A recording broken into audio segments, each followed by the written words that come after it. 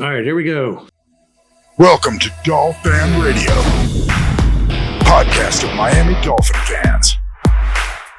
And now for your host, Brad Michaels. Welcome to Dolfan Radio. I'm your host, Brad Michaels. This is our third episode. The second one had 5,000 views across all platforms. We want to thank you for your support and for your comments. Let's set a goal for 10,000 listens per episode. That's what we'd like to do. And we need your help. So please like, comment, or share because we'd love to hear from you. Speaking of hearing from you, our listeners, they are important to us. Now, let's hear from a few of them. Scott Jackson said, we're still looking for a quarterback since 2000. Well, Scott, in a way, I'll agree with you, but we did have Ryan Tannehill. And as you can see, he's having success in Tennessee. I think the problem with Tannehill was he learned, 2 offenses in 2 years or 3 offenses in 3 years, and he was on his back about 50 times a game.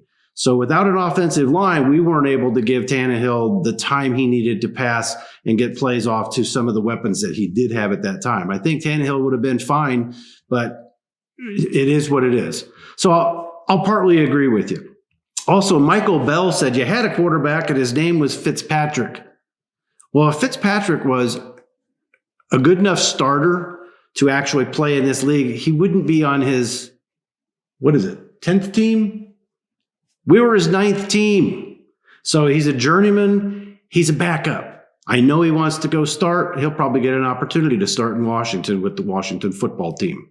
But anywhere else that he's basically been relegated to that backup role because, as we've all said, he's either Fitzmagic or he's Fitztragic. And John Shields thinks that we should draft Jalen Waddle. Cat 5 Kane thinks it's going to be Pitts. Well, I talked about Pitts a little bit last week, and I don't know if some of you didn't understand what I was doing last week, and I was trying to read off of a teleprompter last week.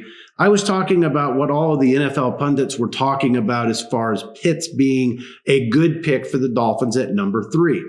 I didn't agree with that because I don't think Pitts is a tight end just because he's going to be a pass-catching tight end was the right guy we needed at the tight end position or the right guy at that pick. I still think it should be a wide receiver, even if we get him at number 6. It's not much of a change. Now, if you'll notice the changes here in the background, it's because we are moving into a new studio. And so that's going to be really nice. This is all going to change. We're going to have some TVs back here for you, stuff back here in the background. I don't know, fat heads, whatever. So it's going to look nice. Now, today on the show, I'm going to sum up the free agency moves to date. I'm also going to focus on the Dolphins in the first round with one of our Dolfan Radio contributors. And so let's go ahead and review the free agency moves that the Dolphins have made to date. All right, first off, I want to get to the Dolphins' very own free agents and what they did with those players. We re-signed Vince Beagle, Landon Roberts, Matt Collins, Adam Pankey, Jason Saunders, Calvin Munson, Nick Needham, and Jamal Wiltz. Now, out of that group, the biggest signing, in my opinion, besides Beagle would be Saunders. And actually, Saunders is even better than the Vince Beagle re-signing because Saunders has shown himself to be one of the premier kickers in this league. All right, departing in free agency, we lose Kyle Van Noy, edge rusher to the Patriots. Now, I don't know what the story was completely with that. I heard that the Dolphins wanted to restructure his contract. They wanted him to stay with the team. He didn't want to take a pay cut. So he's gone. He's going back to the Patriots. We lose Ryan Fitzpatrick to the Washington football team. Ted Karras goes to the Patriots. Matt Hawk goes to the Bills. Gruger Hill, linebacker, will go to the Texans. Devon Godchow, he's going to the Patriots as well. Matt Breida is going to the Bills. Boy, there's a lot of Patriots and Bills. Anyway, and Julian Davenport, who was part of that Laramie Tunsil trade, left tackle, he goes to the Colts. Also, we traded Shaq Lawson, an edge rusher, to the Texans.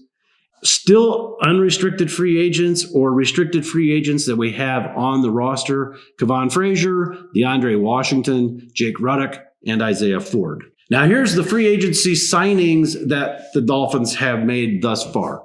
We get Jacoby Brissett, quarterback from Indianapolis. Justin Coleman, a cornerback from the Lions. Brennan Scarlett, linebacker from the Texans. Adam Butler, interior defensive lineman from the Patriots. Will Fuller, the Texans. Matt Sakura, the center, coming over from the Ravens. Sethan Carter, tight end from the Bengals. Michael Pilardi, he is the punter coming in from Carolina to take Matt Hawk's place. And then we've got Malcolm Brown, Duke Riley, and Robert Foster. Those are the free agent signings so far from the Dolphins. Now, we've talked about the Dolphins not being really splashy in free agency. And that's going to bring us up to when we start talking about the draft, because I think that the moves that the Dolphins made in free agency were simply to shore up positions of need where we needed a little bit more depth. And I think if you look across, other than, I'll say the exception of Sakura and Will Fuller, everybody was a depth move. Sakura obviously will be the starting center day one, barring an injury. And Will Fuller is right now, in my opinion, he's wide receiver 1. But we'll see. We're going to talk about this a little bit more in depth. And I think if you look at that, speaking of that word depth, that's exactly what the Dolphins did in free agency. They put depth on the roster, guys that they know can actually play the spots that they're going to be in. And it gives us that added depth that every team needs, because injuries are just a part of the game. So we made some decent free agency moves. We didn't spend like crazy. And now we've got a lot of money still under the cap that we can use to sign our draft picks and then bring in people later on if we lose people to injuries and what have you. All right, so we're going to start talking about the draft. And the biggest thing that happened, obviously, was last week. Now, you know, we normally tape the show Wednesday or Thursday, and then we bring it out to you on Thursdays. This week, you're getting it on Friday just because of our big move here to our studio. And anyway, so the draft moves, this hit last Friday. So we gave up the number 3 pick that we got from Houston in round 1. We traded back to number 12 with San Francisco. For that move that San Francisco was able to move up and get to our 3rd pick, we get San Francisco's first round pick in 2022. We get their 3rd round pick in 2022, and we get their first round pick in 2023. That's a great trade in and of itself. And I think that the Dolphins were perhaps dealing with another team, the Eagles, and saying, if we can make this particular move and if we can do that, would you be interested in trading out of the 6? The trade with the Eagles then was the next thing that hit the news, and it hit like back to back. So what we did was we moved up from that 12th spot that we just got from San Francisco. We move up, we take the Eagles number 6. In doing that, we give the Eagles the 123rd overall pick in 2021. It's a round 4 pick. We also give them the first round pick in 2022 that we just picked up from San Francisco. Then we get the Eagles 156th pick, which is a round 5 pick in 2021. So that was a great move. Now, like I said, I think that the Dolphins were comfortable when they moved to number 12, but I think that they had that deal pretty much in place with the Eagles before they formalized everything with San Francisco. So when we get into that number 6 pick, and that's what we're going to talk about mostly coming up with our contributor, but we'll talk a little bit about the 18th, but that number 6 pick, it's very important. And I think it narrows down exactly what the Dolphins mindset is. And we'll cover that a little bit more in the next segment. All right. Welcome back to the next segment of Dolfan Radio. I'm here with our contributor, Lawrence. Welcome to the show. Thanks, Brad. Appreciate the opportunity. It's been kind of an exciting week with a lot of changes in the draft order. There's been a lot of changes, and unfortunately, we didn't get a chance to cover that last week when the news hit on Friday because we were in the midst of moving into this whole studio.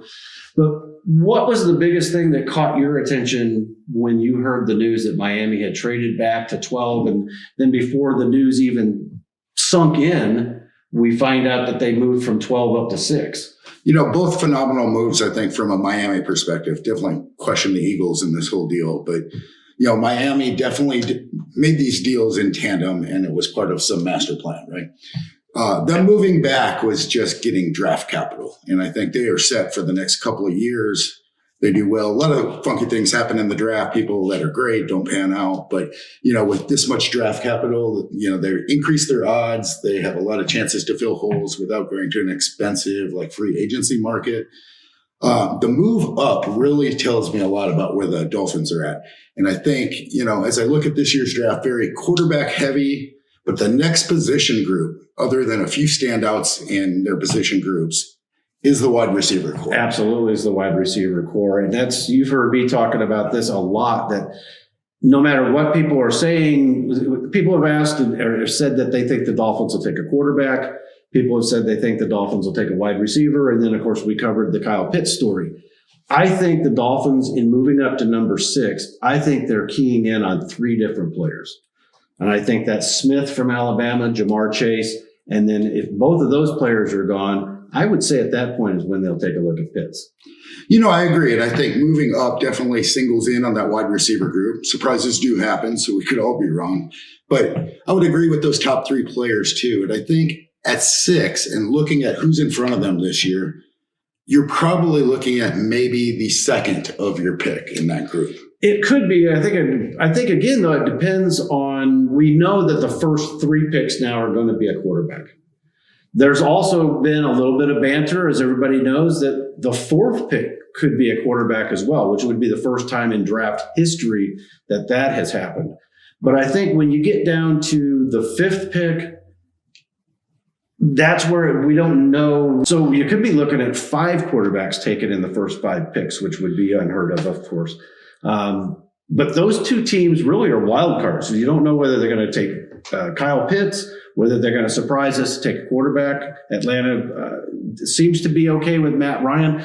Yeah, I think if, as I look across all the mock drafts, I think as you get to the Atlanta position, that's where the craziness in this draft could start, right? Not knowing where they're going to pick. They could go something kind of wild. They could go to Sewell on the offensive line, and fix the Matt Ryan replacement at a later date or deeper in the draft, especially with this many quarterbacks. But that's where it really gets crazy. But I think still at the 6th position, you're looking at one of those 3 still being available and you being okay with all of those 3. Well, I think that's where the Dolphins, moving up to number 6, I think they have 3 players in mind that they're going to be comfortable in having. Either one of those players, they probably have a favorite. They probably have a second favorite and a third favorite. And if everything plays out the way that they want it to, they're going to get the guy that they really want.